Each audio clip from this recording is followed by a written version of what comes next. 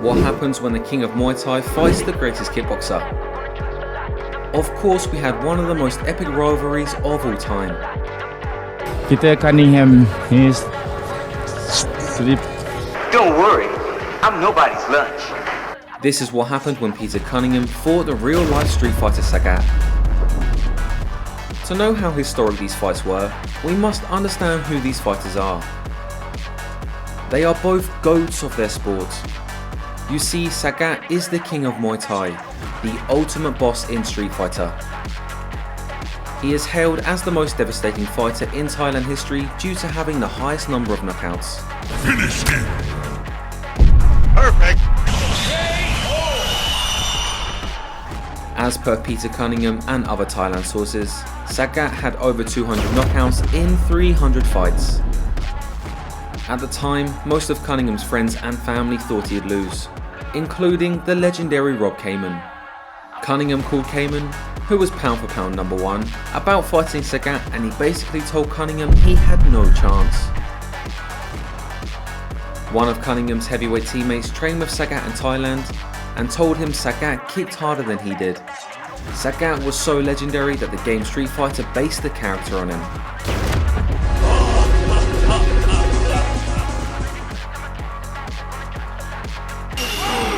With a ferocious style focused on power punching, Sagat was even a top-ranked boxer and fought for a boxing world title in only his third fight. Of course, his Muay Thai needs no introduction. He fought and beat almost everyone in Thailand. Sagat has a style so effective that the legendary MMA coach Firas Zahabi became his protege. This means Firas also passed it on to the students of the legendary TriStar Gym, including GSP. Peter Cunningham, on the other hand, was the very best that North American kickboxing produced. Well, he says you'll fight anybody, any place, anywhere, with any rules in the world. Well, I'm sure we're going to see a lot more of Peter Cunningham. Who can beat him? I don't know. I think he's about the best we've ever seen. Picked out as an outstanding athlete by Muhammad Ali, Joe Louis, Bill Wallace, and the Euclides family, it's arguable that Pete is the GOAT of American kickboxing. In 53 fights, Pete had only been defeated once. He was also 43-0 before even losing once. Nicknamed the Sugarfoot, his style was so flashy as it comes, and his skills were so exceptional that he was casted as an action movie star. Even the great Chuck Norris was impressed. Cunningham was so fast that sometimes he can get 8 punches in before the opponent even reacts. No one could stop his side kicks and lead leg roundhouses. You see, one side kick could send his opponents flying across the ring. One body punch could send his opponents flying towards the canvas. He could even fight hands down and taunt his opponents with his tongue out. If an opponent dodges his roundhouse, he'll still sidekick them to the head. Of course, like every great American kickboxer, his spinning kicks were unstoppable. As a fighter, he was supremely confident and scared of no one. In fact, the bigger the challenge, the more he'd rise to the occasion. Just look at the way Cunningham reacted to Sagat's traditional Muay Thai dance.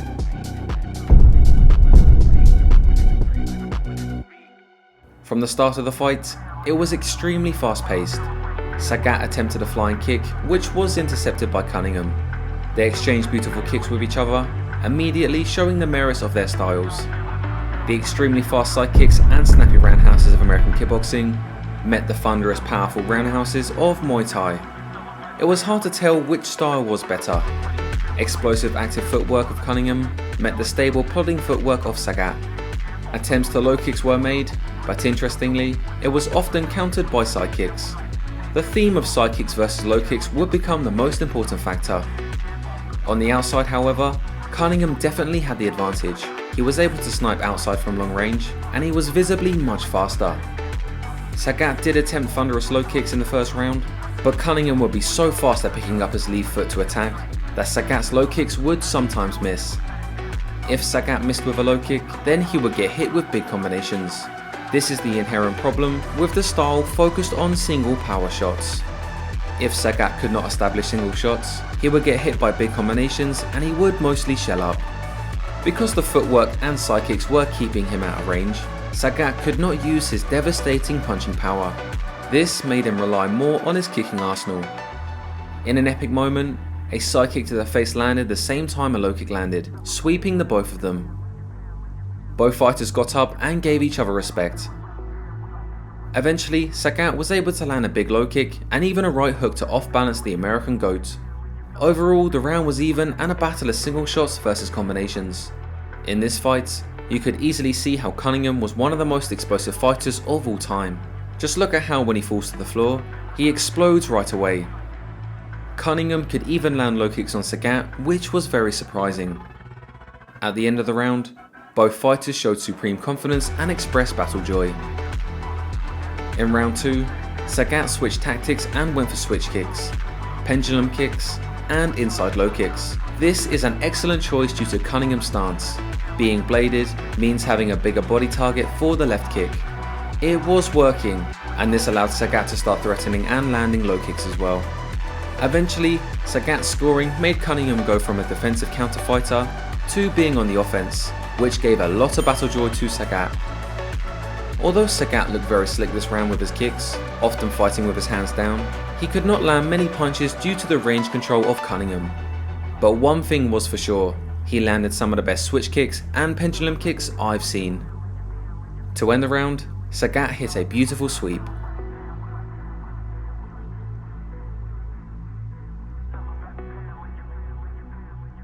In Sagat's corner, they were celebrating like they just won the Olympics. In round 3, the fight again started with a battle of side kicks versus low kicks. When Sagat charged in to punch, Cunningham hit him with a beautiful check hook.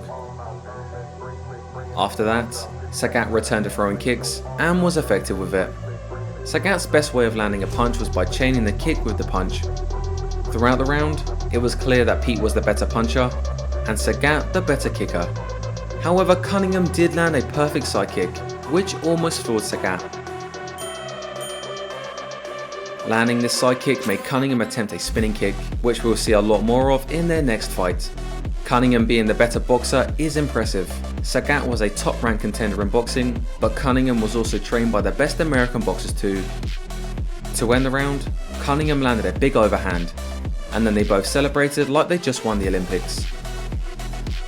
In round 4, Sagat went back to a low kick strategy, and he timed it extremely well against the side kick attempts. Punching right after he kicked also sent Cunningham stumbling back. Sagat had great momentum this round, landing many of the combinations he threw. Low kicks, switch kicks, Superman punches, everything was working. My favourite moment was when Sagat tried the Muay Thai Superman and Cunningham swung a left hook so hard he sent himself flying. The sweeps were also hitting Cunningham perfectly.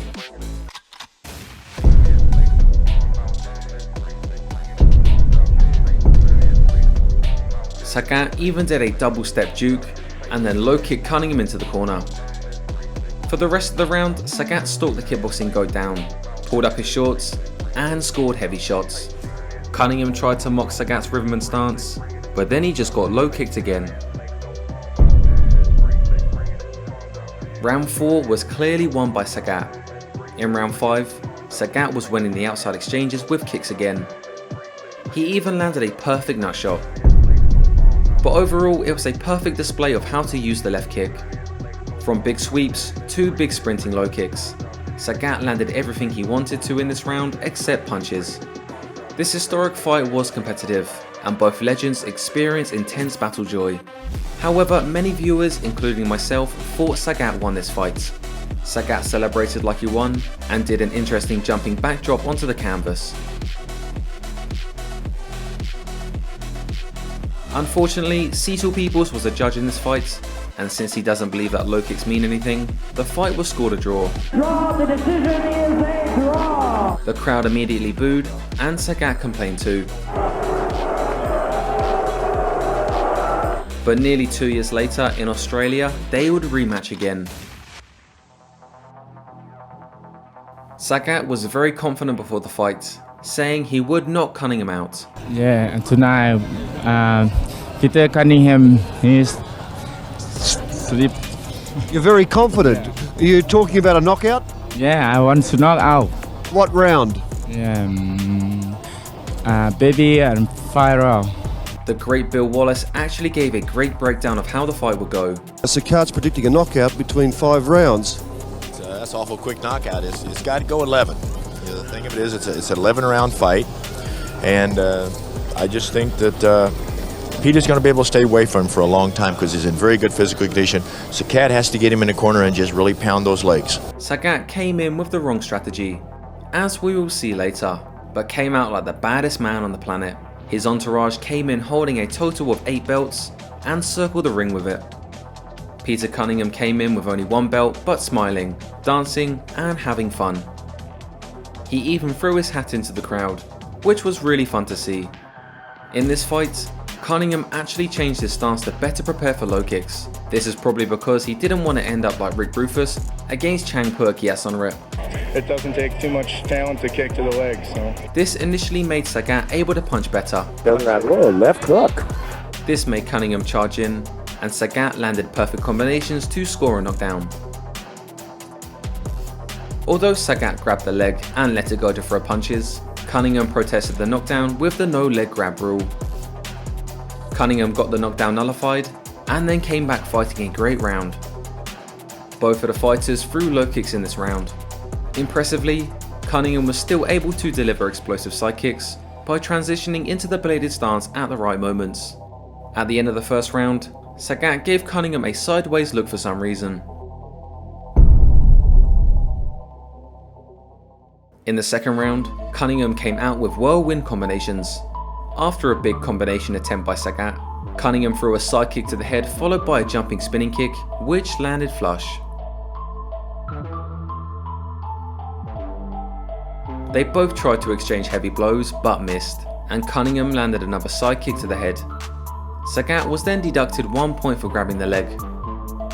Cunningham then landed a perfect lead kick to Sagat's head. Now, Cunningham's explosive footwork was in full effect. He could dictate the long distance perfectly. Cunningham's style showed the advantage of active footwork combined with explosive strikes. If Sagat cannot get into range, he will get outscored. Even if Sagat can hit him, Cunningham had the stability at the right time to absorb the shots. In round 3, Cunningham showed the most impressive use of lead kicks I've ever seen. The speed of his lead question mark kick was extremely impressive. The first 3 he threw almost caught Sagat. Then, on the final one, he threw a side kick to the face when Sagat stepped in, landing perfectly. It almost knocks Sagat down then.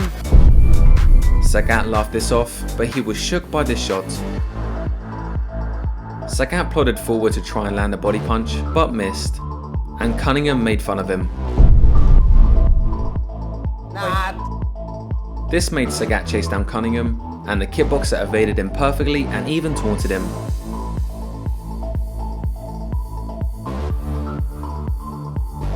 At the end of the round, they were both exchanging good blows, and the ref stepped in and explosively shoved Cunningham onto the floor.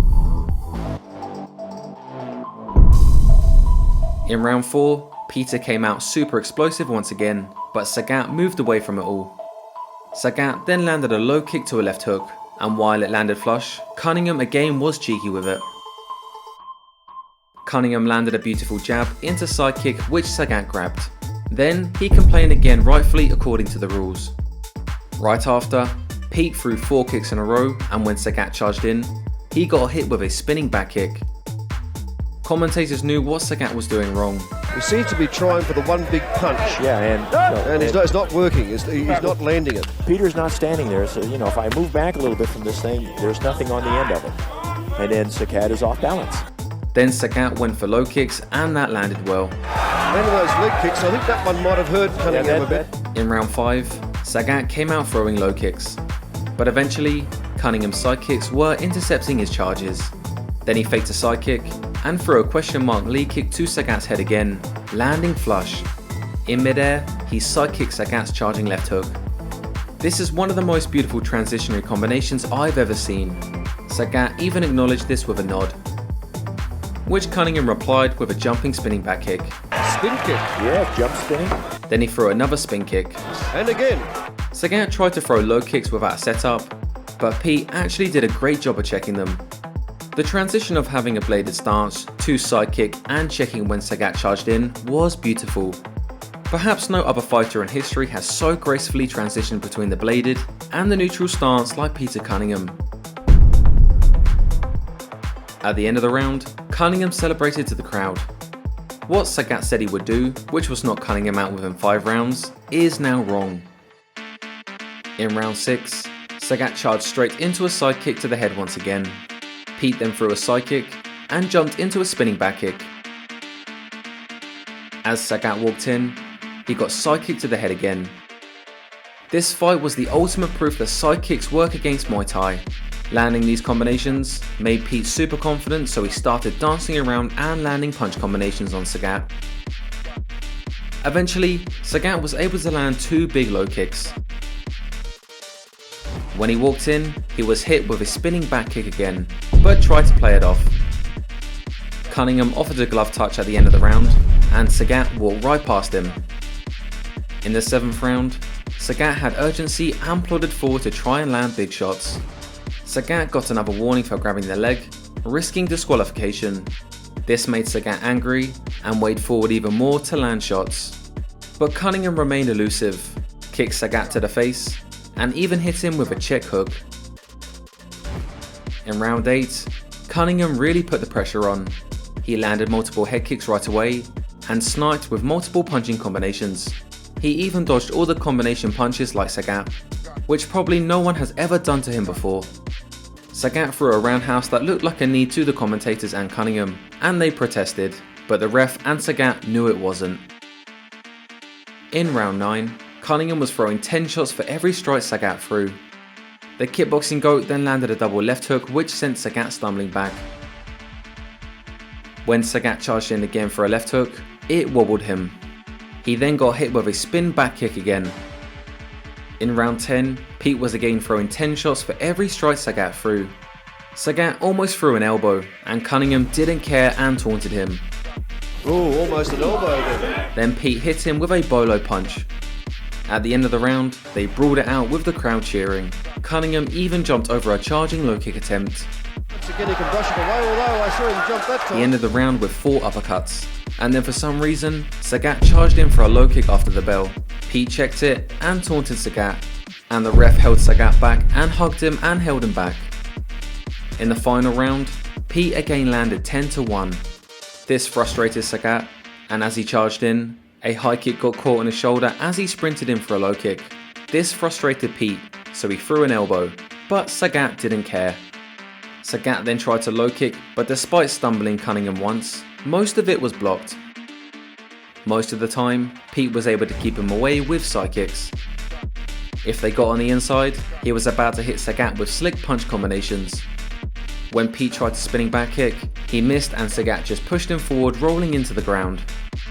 Both fighters were tired, but they brawled it out a few more times. Certainly a very impressive performance by Peter Cunningham. He's now beaten 2 of the best Thai fighters. The judges said Cunningham rightfully scored a dominant victory for the American kickboxing GOAT. At the end of the fight, they hugged it out. In the post-fight interview, Cunningham said the low kicks didn't really bother him until the later rounds. He also said he would continue fighting the best Muay Thai fighters. Well, he says you'll fight anybody, any place, anywhere, with any rules in the world. Well, I'm sure we're going to see a lot more of Peter Cunningham. Who can beat him?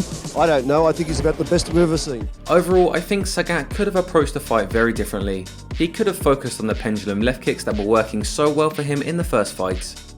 Instead of keeping a loose guard and reacting to side kicks, I think he should have just kept a tight right hand to prepare for the fast lead head kicks of Cunningham.